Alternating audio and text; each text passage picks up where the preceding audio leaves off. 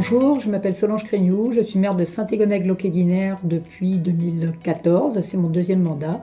Je suis également première vice-présidente de Morlaix Communauté en charge du développement économique. La commune de Saint-Égonec-Locquet-Guinère fait partie des quelques communes qui ont profité de la loi NOTRe de 2015 pour fusionner, pour former aujourd'hui une commune de 3100 habitants. Une fusion qui s'est très bien passée, qui coulait de source, puisque nous avions déjà des relations très fortes entre nos deux communes et des habitudes de travail de faire ensemble. En ce qui concerne les professionnels de santé, la commune de Saint-Égonec-Locquet-Guinère a la chance d'être suffisamment bien pourvue. Pour autant, cela n'a pas toujours été le cas. Il y a quelques années, nous n'avions plus qu'un médecin. Aujourd'hui, nous avons la chance d'en avoir 4, dont 3 sont salariés de la Fondation IDIS.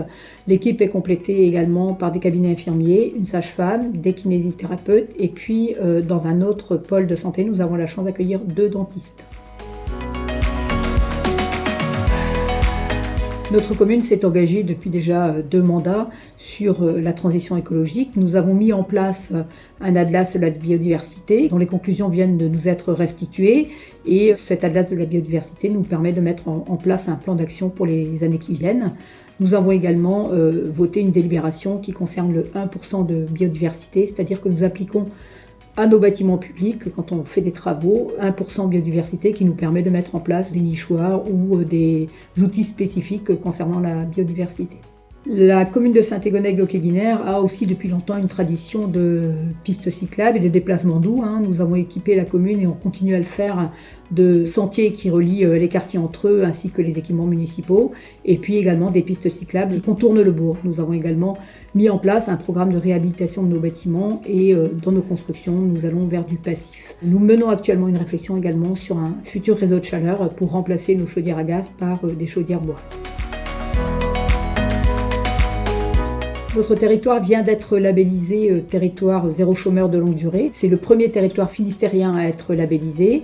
C'est une expérience qui a débuté il y a déjà 5 ans et qui a abouti à la labellisation au mois de juin dernier avec la constitution de l'entreprise à but d'emploi et l'embauche des 12 premiers salariés privés d'emploi durablement au sein de l'entreprise à but d'emploi Neves-Anvers. Un projet qui a pour vocation de faire du territoire communal un territoire de plein emploi dans les 3 ans qui viennent.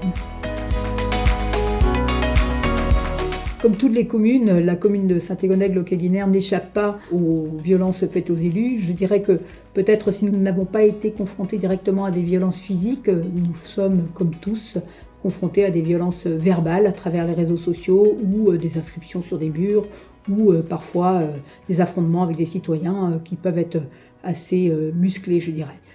Je pense que pour faire face à ces violences, il nous est nécessaire d'apprendre à faire baisser l'agressivité et l'intensité de la discussion quand on le peut. Surtout ne pas donner suite aux réseaux sociaux quand il y a des attaques contre les élus.